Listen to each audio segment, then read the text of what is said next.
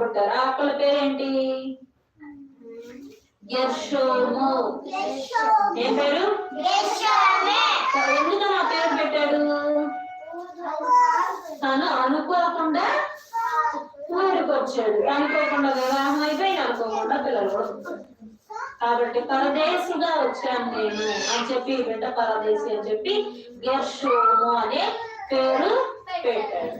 ఆ తర్వాత దేవుడు తనని ఎన్నో రకాలుగా వాడుకుంటాడు తన పని విషయంలో. ఎవరిని?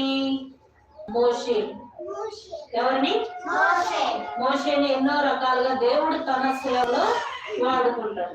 కాబట్టి మనం కూడా ఏం చేయాలి అంటే ఫస్ట్ మనం ఎవరికి తీర్పు తెచ్చుకోవద్దు. నువ్వు ఎట్లా చేస్తున్నావు, ఏంది నువ్వు ఎట్లా చేయి, నువ్వు ఎట్లా అనకూడదు అని మనం ఎవరికి చెప్పకూడదు. ఏమి సైలెంట్ గా ఉండాలి. అర్థమైందా? ఎవరు గొడవ జరిగితే ఆపండి అంతే.